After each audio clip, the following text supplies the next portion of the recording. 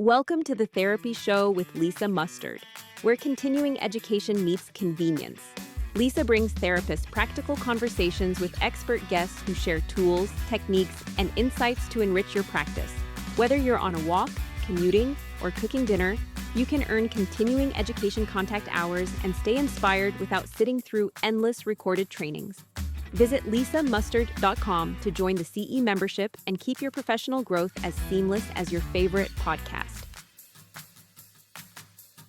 Meet Berries, the AI-powered scribe that writes your therapy notes for you. Secure and private with no recordings stored and EMR ready with one click. Join over 8,000 clinicians, saving time and staying present in sessions. And right now, save $50 off your first month with code TherapyShow50. Berries, so you can focus on care, not notes. Hey friends, welcome back to another episode of The Therapy Show. I'm your host, Lisa Mustard, and once again, welcome to the podcast, Kym Tolson. It's great to have you. Thank you. Thanks for inviting me to come back. Before we dive into today's topic, can you just remind our listeners who you are, what you do, all the different things you have going on, because something might spur in them and they go, oh, I want to learn more about that. So I'm Kym Tolson. I'm a licensed clinical social worker. I'm also known as the traveling therapist. So I have a Facebook group called the Traveling Therapist. I help therapists develop portable practices that they can take anywhere with them to live the life of their dreams. And I use AI a lot to help therapists scale, get better systems into their practice to make their lives easier so they can enjoy all the places that they're living and traveling to with their portable practices. And I'm the clinical consultant for product development for heyberries.com. We are an AI note scribe company, but we're so much more than that. I could spend a whole hour just talking about everything Berries does, but the base of it is a note scribe, treatment plan writer for therapists using AI. Yeah, and you host 3 podcasts. Is that right? 3, the Traveling Therapist podcast, Run Your Private Practice with AI, and then I also host Berries podcast called Between Sessions with Berries. Yes. Yeah. So we are so excited to talk about this topic today. And you put together a 4-part series, I guess you call it a webinar, on the power of AI for mental health professionals. And so you created this course for Berries, and they have a new Berries Academy. And then I said, hey, why don't we add CEs to this course? So I'm the course administrator for this amazing 1.25 credit hour that you can get for free. We'll put the link in the show notes. And it's so good. I watched it all before I said, yes, let's do it, just to make sure it covered all the bases for guidelines. But there's so much we could talk about. And I just want people to go and watch the webinar. But where would you, just thinking about AI and mental health, there are a lot of myths and misconceptions. So many. The first one that comes to my mind is that therapists think that AI is going to take over our businesses. And we're going to be completely obsolete. We're not going to be needed anymore. I say that's a myth. Other myths that come to mind for me are that they're training these models, they're stealing information from our clients, and they're going to take it and sell it to the highest bidder. And that's a myth too. What other myths do you hear? The biggest objection that comes up these days is like the environmental impact. AI is having a huge environmental impact. I don't want to say it's not.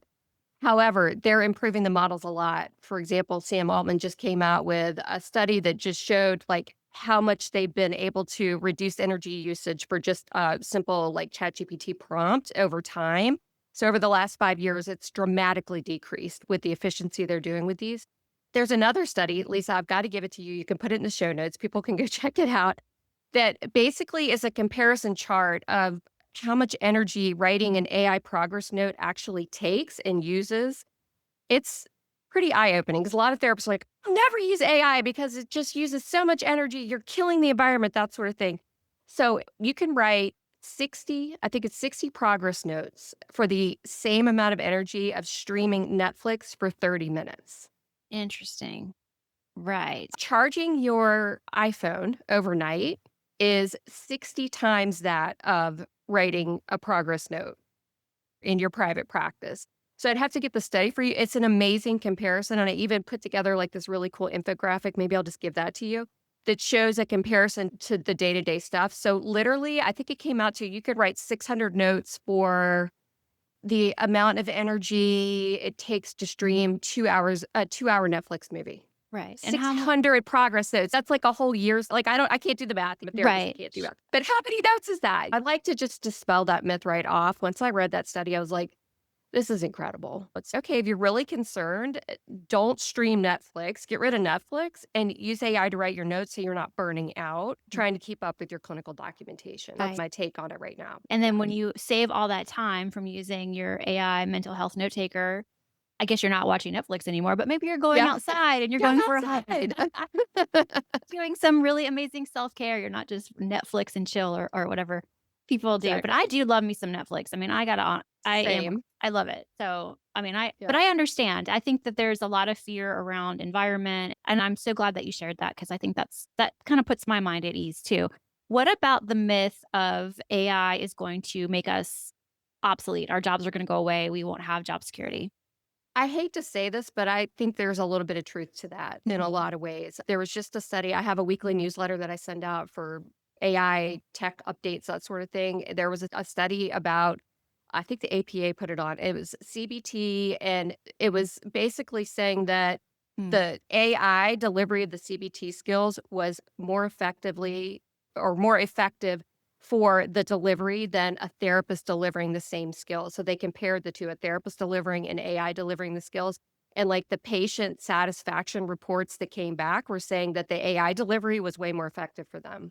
Wow. Yeah, I just posted about that in my free AI Facebook group too, just to get a consensus about what are people thinking. And really what's happening is AI is replacing those things that we can do, like Mhm. those skills that we were teaching, psychoeducational type stuff, DBT skills, all of that stuff. AI is replacing that. So as therapists, we have to pivot in my mind. It's more about the relationship. It's more about things like somatic processing, doing couples therapy where an AI can't really get in there and navigate the nuances of two people arguing in your office. That's going to be hard for AI to replace. So I think therapists that are relying on any kind of like psychoeducation or like rote clinical interventions, they are probably going to become more obsolete. So I think right now is a time for therapists to really focus on how am I going to dig in and get some really important skills in my tool belt that I can market to clients and still get them to come in that AI is never going to be able to replace. I saw your email about that. I thought that was really interesting because or maybe it was in your group. I read it somewhere, but you were saying like this is information. However, what the chat or what the AI didn't do was pick up on those relational cues, didn't pick up on the feeling behind maybe what the person was saying. So while it's wow, that's amazing. It's also if you're really good at doing those parts of being those things as a therapist, relational, really good at building rapport and that type of skills, hopefully our jobs will be here in the future. I like to think that. I really do. And also too, everybody says, well, not everybody, you hear a lot that there's this huge mental health problem, huge mental health crisis. And we have all these mental health practitioners out there, but yet people are still not getting their mental health needs met. And so when you put that out there and these big companies go, "Oh, we'll help solve that problem." So how do we do that? How do we reduce the cost of mental health treatment?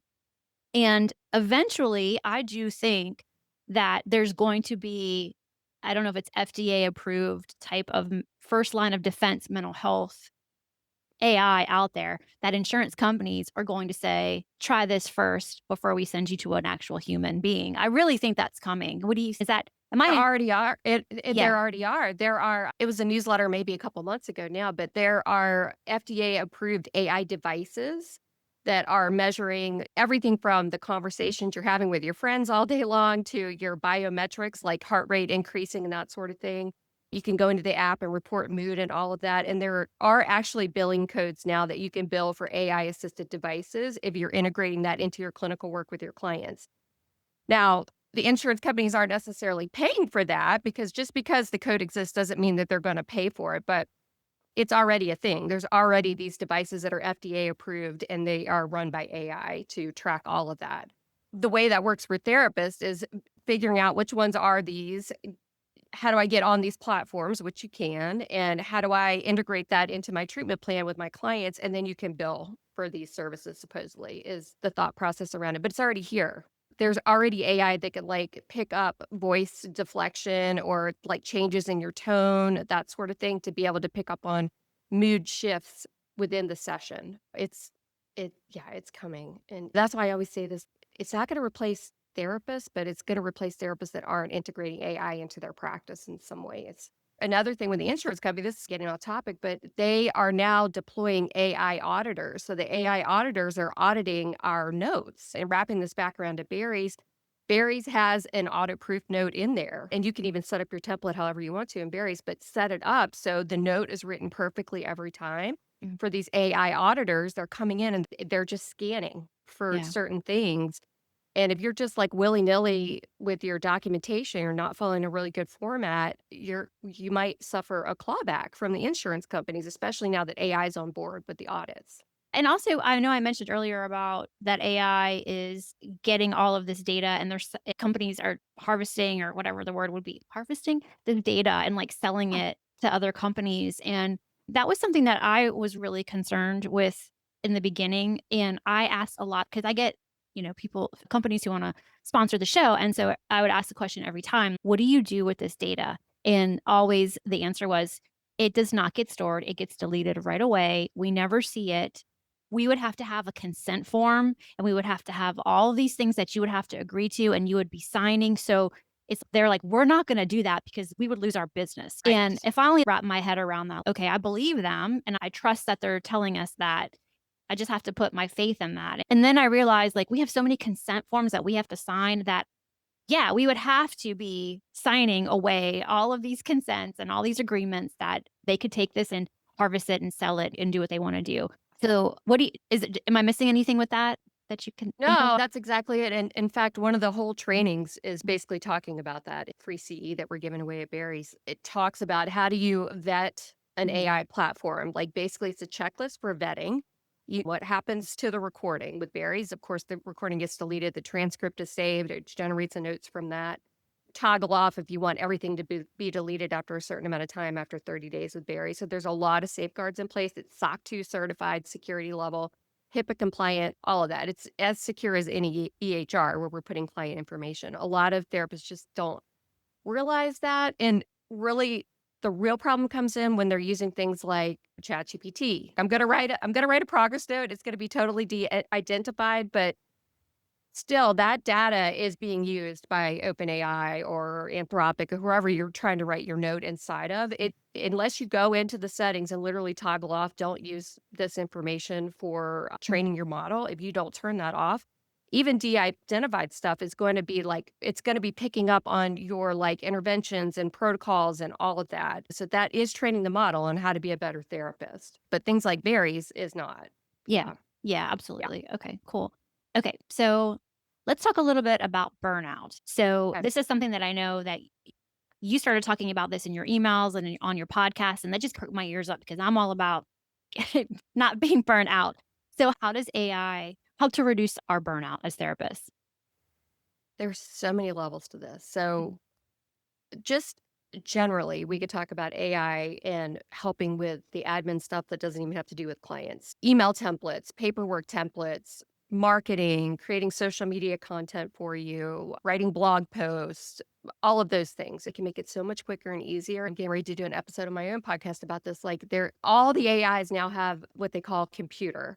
Computer takes over your computer and literally does all this for you. If you set up the right workflows, it will pull your brand from your website, pull your brand. It'll do whatever skill you want to do, write a blog post. It'll then take it over to your WordPress site. If you tell it how to do that and give it the login information, it'll upload it and publish it for you. It'll literally do all of that while you're walking on the beach or whatever, which is amazing. The other day, I was literally sitting on the beach and it used a program on my computer called Descript. It edited a video, like a raw video I had uploaded. It was like a huge video and it was going to take 2 hours to upload. And I was like, I'm not waiting for this. So I went, did my thing, was down on the beach, and it used the AI tools inside of Descript to edit my video for me, which is just insane. And I was not even at my computer. So it helps with that. That's such a load off for burnout. And then when you're in session with your clients, it's I don't even know how to explain it, but it's essentially, you know how when you're with a client, you're always thinking in the back of your mind, okay, I got to remember that. I got Yeah. to make sure I document that. I got to remember the dosage on that medication. I've got to make sure what's her grandmother's name. Yeah. Great. You got to remember all these details. So you're always like half in and half out. Most therapists that I talk to report this. Like I'm listening, I'm involved, but I'm also thinking like, how am I going to document this? So knowing that berries or some AI is running in the background, like literally recording every bit of it, you no longer have to remember that stuff anymore. And then if you have a template that is already searching for affects, sleep, it's listening for that. So if they say, "Oh, I'm not sleeping," it's already pulled that into the note. You're not going to have to remember those details at all. So it gives us room and space to be just like totally present with our clients, which to me is the best part about it. It totally reduces Yeah. that like cognitive load is what I like to call that. It's like a cognitive Yeah. load where you're always having to worry about what am I going to do with this information later? Mhm. What's okay, now I did that, but now my stupid the insurance company requires me to send like a PCP letter every 3 months. With berries, you don't have to. You just literally click a button and it writes a summary letter for a PCP and you just email it off through their secure portal, just like that. Those are just a couple examples, and there's so many more examples I could think of how it helps with that. But yeah, Yeah, really. I'm thinking of so many things too, how I use it and how it makes what I do so much easier. I hadn't thought about walking away from editing the video and doing something. I have to look at what your workflow is for that because I use Descript also, but I use the tools in there because it just makes it go so much faster and it yeah. just helps so much. But I'm just like, oh, what does that look like when you walk away and you come back and it's edited for you? So Literally, Claude Cowork is it Mhm. lives on your desktop and you literally go and say, this is you could even voice it. Like, this is my workflow. I want you to come up with a solution and integrate it into our day-to-day, our daily task or whatever. Or every time there's a new video that uploads, I'm just going to come in here and tell you, and I want you to do your thing. So Mhm. you give it an SOP, essentially, it's called skills now. You give it a skill and it knows what to do.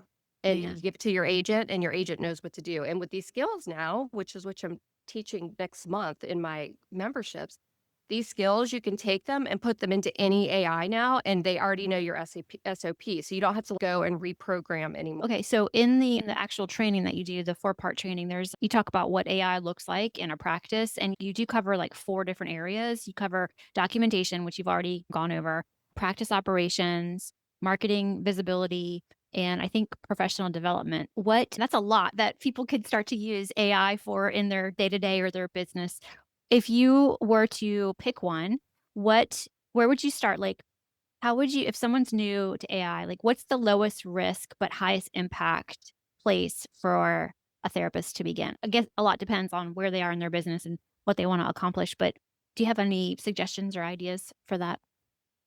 Yeah, and I should give this to your listeners. I Mm, created a therapist time study tool, essentially that it's free. You go in and like literally for a week, you would just document everything you're doing every 15 minutes to get a really good picture of, and I programmed the app essentially to give you like updates and summaries on where you're wasting your time essentially. mhm. And then it summarizes and says, this looks like something you could hand off to a VA, or this is something AI could do for you. It gives you a roadmap already based on the time study.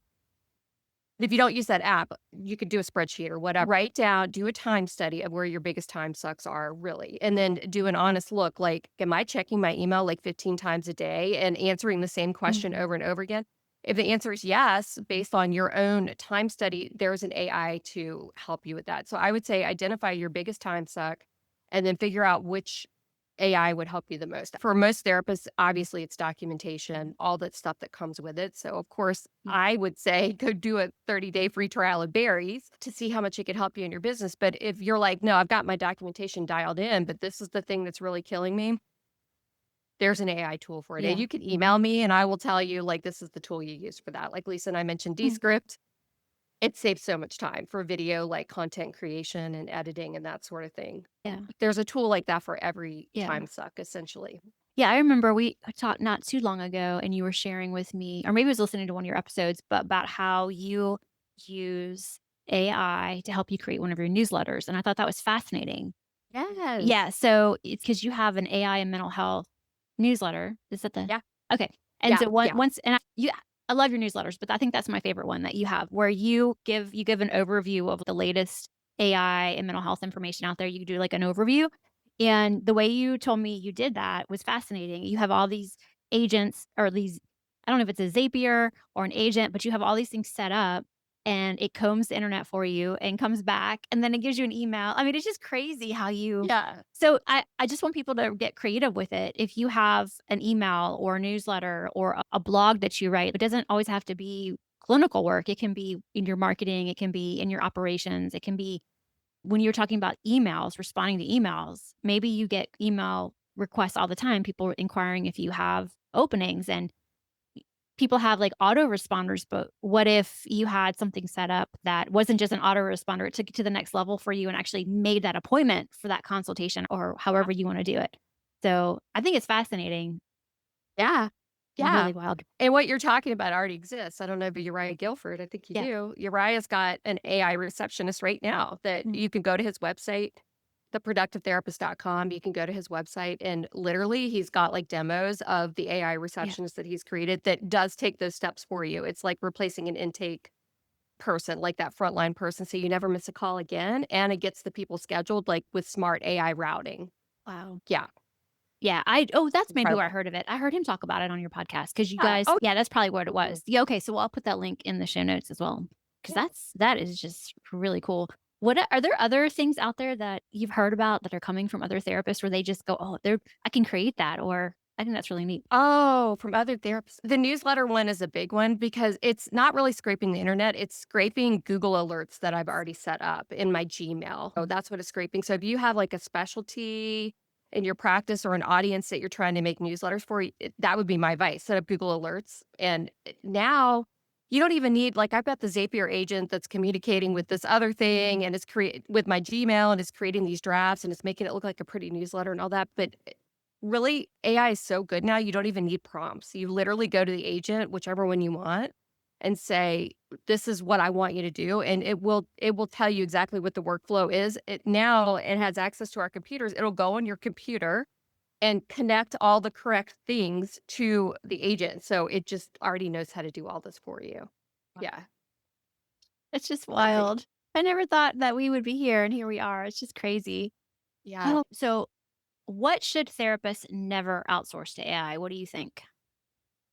So I feel like therapists should never outsource like your personal relationship or your own oversight in anything that you're doing. Because really, these agents, that workflow I was saying, it would literally go and automate it. And it actually has done that for me. And I haven't even asked it to. In fact, I tell it not to. And the other day, it posted a Facebook post in my Facebook group without me approving it first, Oh, which I went back and yelled at it. I was like, don't ever do that again.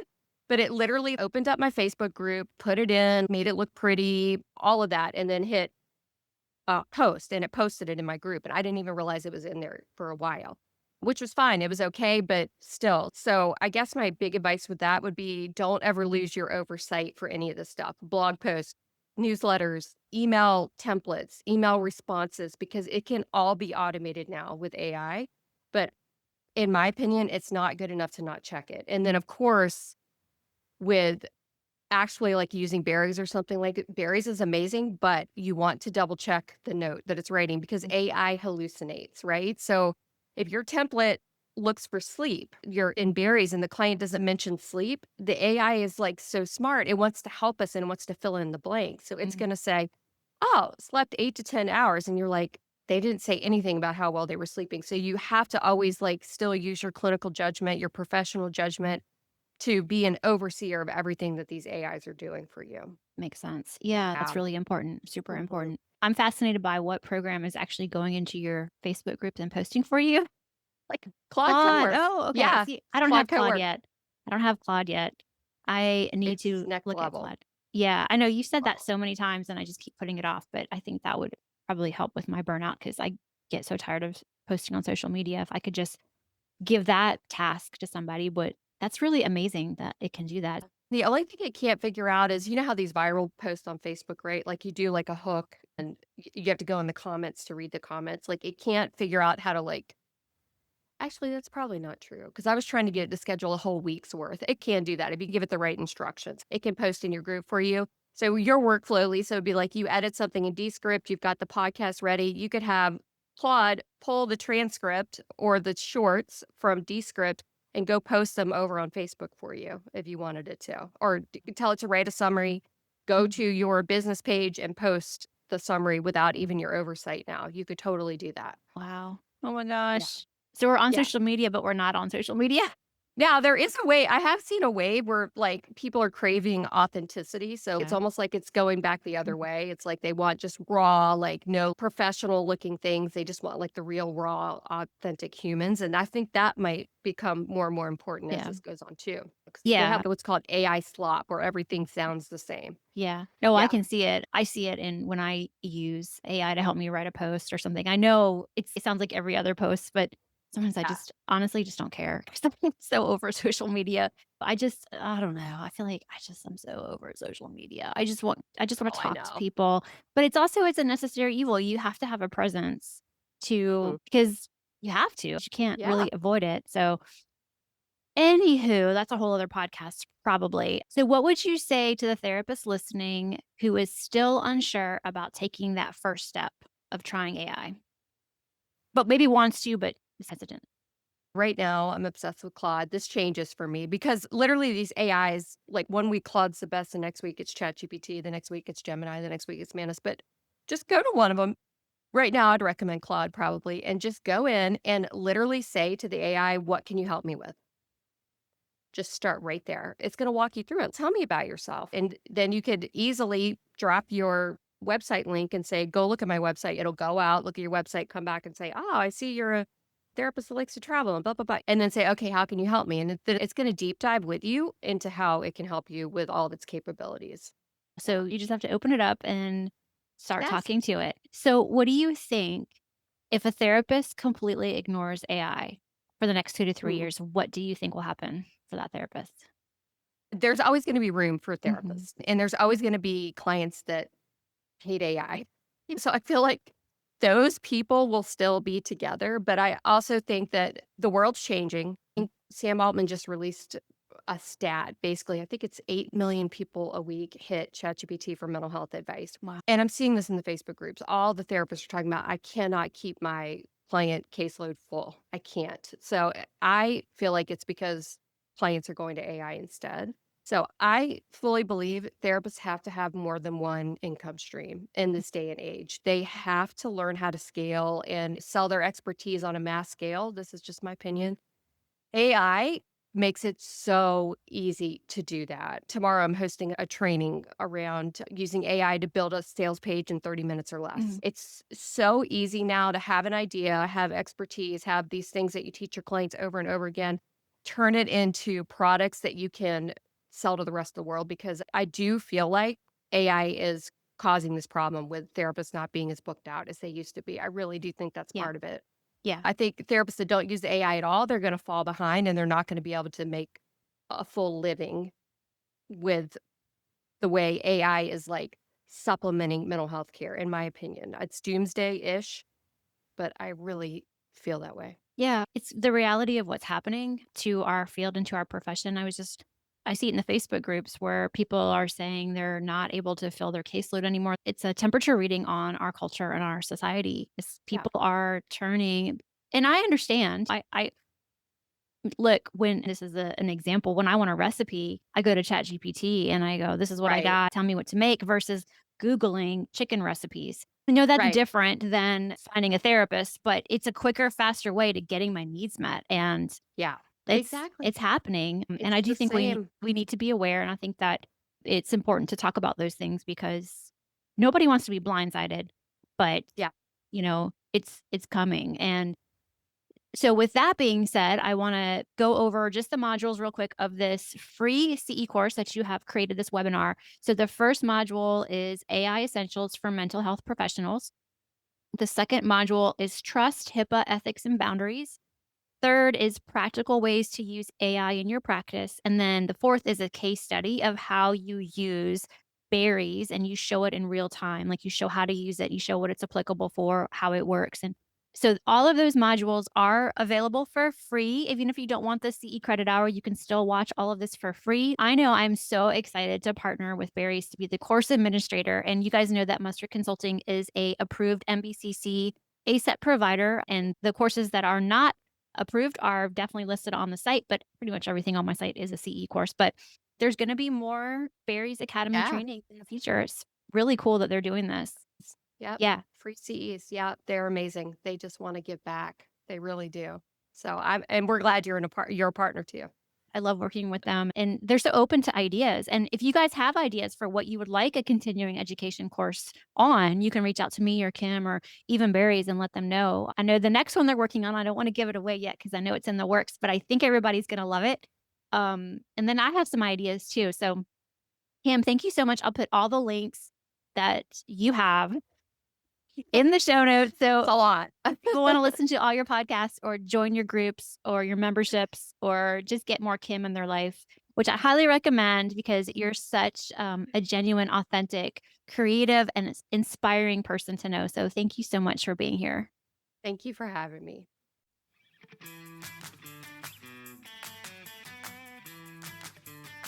Please note that the Therapy Show with Lisa Mustard is for informational and entertainment purposes only and not a substitute for professional medical or mental health advice. Always consult with your therapist, doctor, or physician before implementing any suggestions from the show.